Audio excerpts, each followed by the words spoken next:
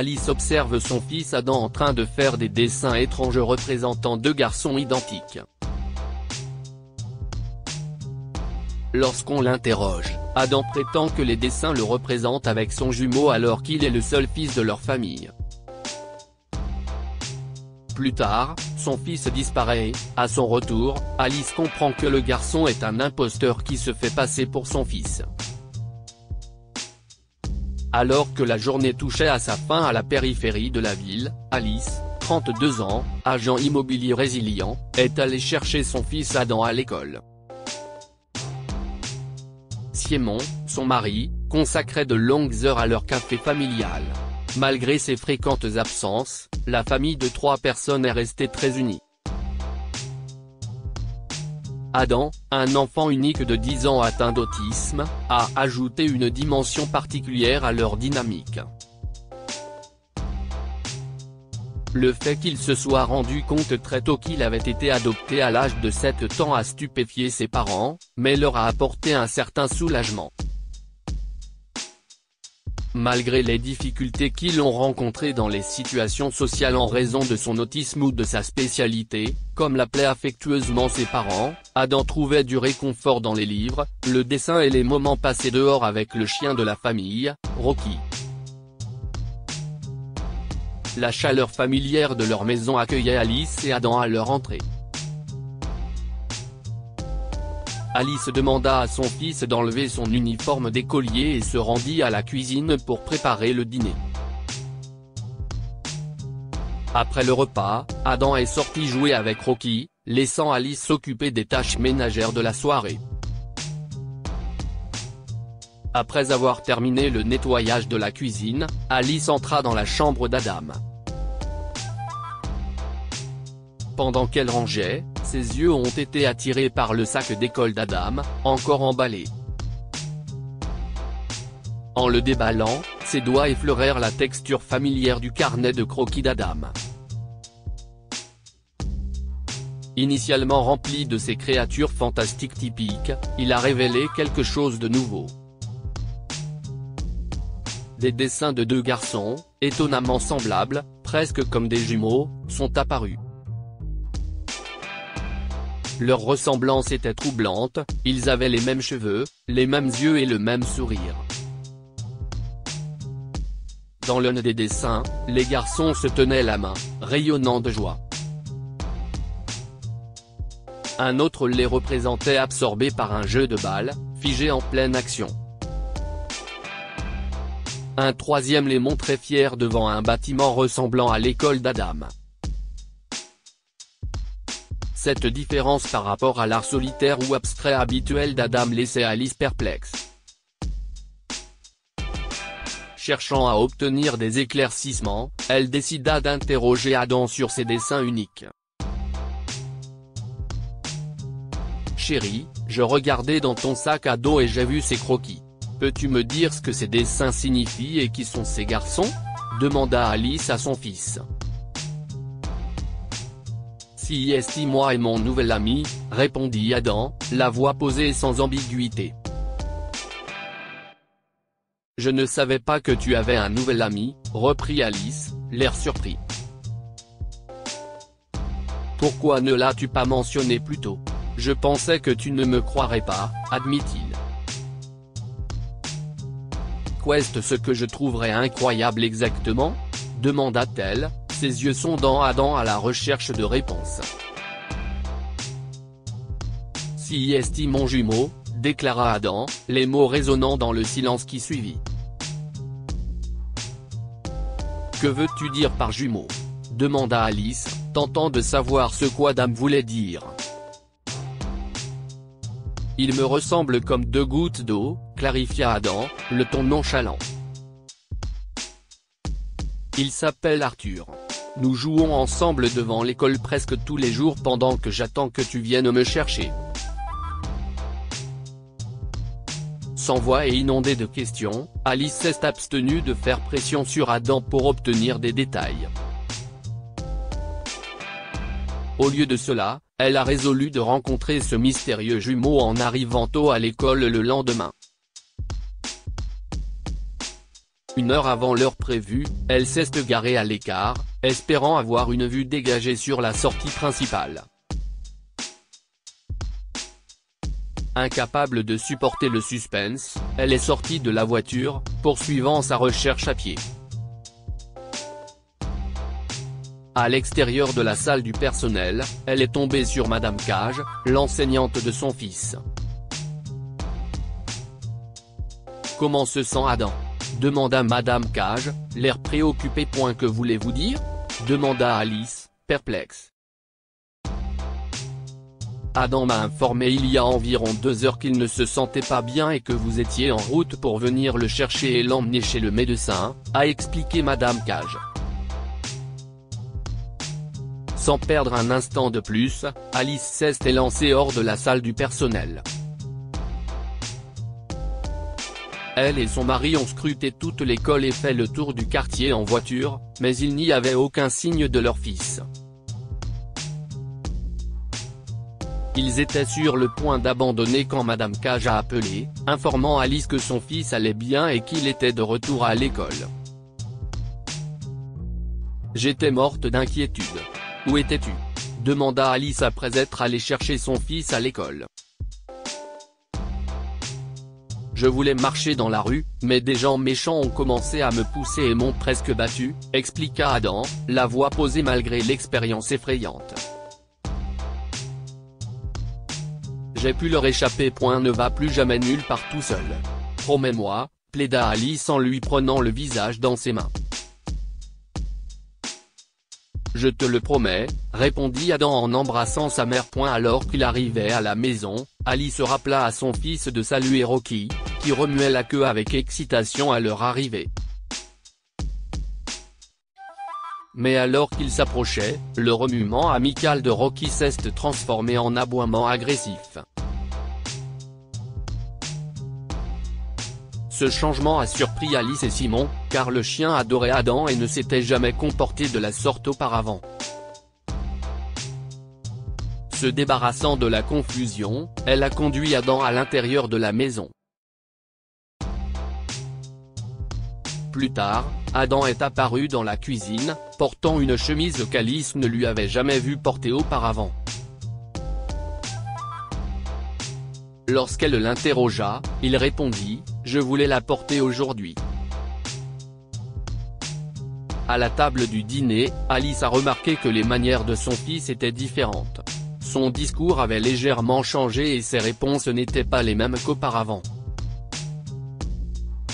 Ce qui s'est passé ensuite, cependant, était vraiment alarmant. Elle a vu Adam manger des haricots à la sauce tomate. C'était un repas qu'elle ne préparait que pour elle-même, car Adam le détestait. « Je croyais que tu détestais les haricots à la sauce tomate », dit Alice s'efforça de comprendre la situation dans son esprit. « Je ne les aimais pas avant, mais je les ai goûtés, et ils sont délicieux », répondit Adam, déconcertant sa maman. Son regard est ensuite tombé sur le poignet d'Adam, où elle a vu un bracelet de couleur vive portant le nom d'un parc d'attractions local. Sachant que c'était un endroit qu'il n'avait jamais visité, elle a demandé à son fils où il l'avait eu, et il lui a dit qu'un camarade de classe le lui avait donné. Rends-le demain. Nous ne devrions pas garder des choses qui appartiennent à d'autres, a-t-elle conseillé. Adam a hoché la tête. Cette nuit-là, Alice ne put fermer l'œil. Elle raconta les événements de la journée à Simon, qui lui dit de ne pas s'inquiéter. Tout cela semble étrange, a-t-il admis. Mais Adam a eu une journée stressante. Peut-être que ces changements sont sa façon de la faire face ? Mais il est devenu plus bavard, protesta Alice, en essayant de faire comprendre à Simon son malaise. Chérie, si est peut être une bonne chose ? Peut-être que cette situation l'aidera à sortir de sa coquille ? Suggéra Simon. Pendant sa réunion de travail du lendemain, Alice a reçu un appel de Madame Cage. Il se comporte de façon étrange, expliqua Madame Cage. Il a obtenu de mauvais résultats en cours de logique, ce qui est inhabituel puisqu'il est habituellement le meilleur. Étonnamment, il a excellé en éducation physique, une matière avec laquelle il a habituellement du mal. Il s'est également battu avec un camarade de classe aujourd'hui. Il n'avait jamais eu de problème de comportement auparavant. La voix de l'enseignante traduisait à la fois la confusion et l'inquiétude. Je vous suggère de venir le chercher et d'avoir une discussion à la maison. Quand Alice est arrivée à l'école, elle a trouvé Adam qui se tenait tranquillement dans un coin. Sa chemise était tachée de sang, une vision qui la fit frissonner. Il s'est battu avec un camarade de classe aujourd'hui, a expliqué Madame Cage. Et si est lui qui a commencé. Le trajet jusqu'à la maison s'est déroulé dans un silence oppressant. Qu'est ce qui ne va pas chez toi, Adam? Pourquoi agis-tu si bizarrement? Demanda-t-elle, la voix tremblante. Je suis désolé, maman, répondit Adam. Tu ne m'as jamais appelé maman auparavant. Tu es comme une personne différente. S'écria-t-elle, mais Adam resta silencieux. Une fois à la maison, Alice a emmené Adam dans la salle de bain pour le nettoyer. Alors qu'elle l'aidait à enlever sa chemise, elle a remarqué que la tache de naissance qu'il avait dans le dos avait disparu. Alice a reculé, les yeux écarquillés de terreur. « Tu n'es pas mon fils. Maman. Tu dois te tromper », protesta le garçon, mais Alice était sûre qu'il n'était pas d'Adam. Lorsqu'elle a menacé d'appeler la police, le garçon a plaidé, désireux de tout révéler. « Je m'appelle Arthur. » Ils ont pris Adam. Maintenant, si est son tour. Alice a senti un frisson lui parcourir l'équine. Ce nom a fait vibrer sa mémoire. Elle se souvint des dessins d'Adam, ceux qui mettaient en scène un ami jumeau nommé Arthur. Adam avait-il un jumeau dont elle ne connaît pas l'existence? Qui sont-ils et où ont-ils emmené mon fils? Exigea Alice, sa voix s'élevant dans la panique. Ils exploitent les enfants pour de l'argent. Ils nous font mendier dans des lieux publics. J'étais l'aîné de ces enfants, commença Arthur, la voix tremblante. J'ai rencontré Adam près de son école un jour et nous avons commencé à parler. Il m'a parlé de sa famille, et je voulais aussi en faire l'expérience. Alors hier, j'ai proposé qu'on échange nos vêtements. Nous nous sommes changés, et je l'aille laisser dans notre sous-sol pendant que je venais à l'école en me faisant passer pour lui. Alice n'a pas pu le supporter plus longtemps et a appelé la police. Elle leur a dit que son fils avait été kidnappé par un groupe qui exploitait des enfants pour de l'argent, et qu'elle avait le garçon qui pourrait les aider à retrouver la trace de son fils. Mais lorsque les policiers sont arrivés, il n'y avait aucun signe d'Arthur. Il s'était échappé par la fenêtre de la chambre. Après avoir pleuré pendant un long moment, Alice a compris qu'elle ne pouvait pas compter uniquement sur la police pour retrouver son fils. Elle a lentement commencé à reconstituer les choses, et puis ça l'a frappée. Prenant les choses en main, elle a quitté la maison, à la recherche du parc d'attractions dont elle avait vu le logo sur le bracelet d'Arthur. Une fois arrivée à destination, elle s'est mise à la recherche d'Adam jusqu'à ce qu'elle l'aperçoive enfin. À son grand désarroi, un groupe d'hommes l'a fait monter dans une voiture et a démarré en trombe. Paniquée, elle a appelé le 911. Les policiers lui ont demandé de partager sa géolocalisation afin qu'il puisse la suivre. Alice a également fait signe à un taxi et a suivi la voiture, parcourant à pied la distance restante à travers la zone industrielle. Alice a retrouvé la voiture familière près d'un vieil entrepôt. Un homme à l'allure robuste, ressemblant à un bandit, lui a fait face avec méfiance. Malgré la peur, elle a expliqué le double échange impliquant son fils. L'homme l'a brusquement entraîné à l'intérieur, révélant que leur opération évitait d'impliquer des enfants ayant une famille. En raison du rebondissement imprévu, il a dit qu'il allait devoir éliminer Alice et son fils. Alors que la porte se referma derrière elle, Alice resta assise, désemparée. Soudain, elle a aperçu une silhouette blottie dans un coin.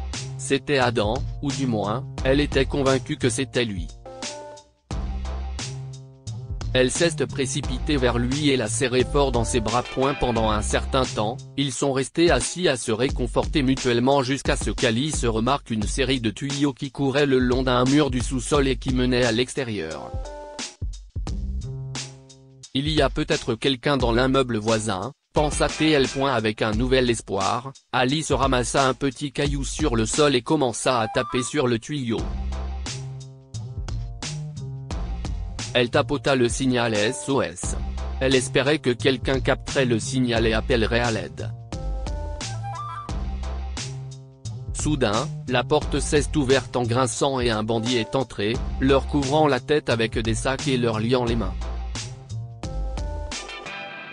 Emmenée hors du sous-sol, Alice a ressenti de la terreur, réalisant que c'était peut-être la fin. Guidée vers un véhicule proche, le grondement sinistre du moteur résonnait dans l'air. De façon inattendue, une sirène de police perça la tension, ce qui a permis aux bandits d'être rapidement capturés. Le soulagement a envahi Alice lorsqu'ils ont été libérés, et elle a appris que ce n'était pas son signal SOS mais Arthur qui a alerté la police. Reconnaissante, Alice s'est approchée d'Arthur, réalisant que c'était lui qui les a tous sauvés. Arthur, commença-t-elle, la voix chargée d'émotion. Pourquoi es-tu revenu? Pourquoi as-tu appelé la police? Arthur croisa son regard, ses yeux reflétant un mélange de peur et d'espoir. Je voulais juste une famille, a-t-il admis doucement. Pendant les 2 jours que j'ai passés avec vous, j'ai réalisé ce que c'était que de faire partie d'une famille. Je me suis senti bien. Il y eut une pause avant qu'il ne pose une question qui laissa Alice sans voix. Voulez-vous devenir ma famille? Sa voix était petite, presque un murmure, mais le poids de ses mots frappa Alice comme un coup de tonnerre. Elle est restée là, abasourdie et prise au dépourvu, à regarder ce garçon qui avait risqué sa vie pour les sauver, elle et son fils, un garçon qui aspirait à une famille. 2 mois se sont écoulés dans un tourbillon de paperasse et de réunions.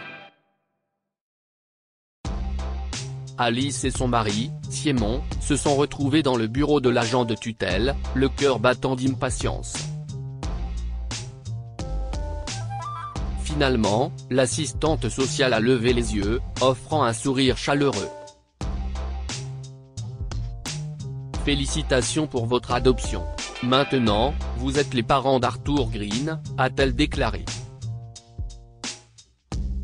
La joie envahit Alice et Simon. Se tournant vers Arthur, il l'embrassait, le cœur débordant de soulagement et d'excitation. C'était un nouveau départ, une chance de donner à Arthur la famille qu'il avait toujours souhaitée, et ils étaient prêts à faire en sorte que cela se produise. Dites-nous ce que vous pensez de cette histoire et partagez-la avec vos amis. Elle pourrait les inspirer et égayer leur journée.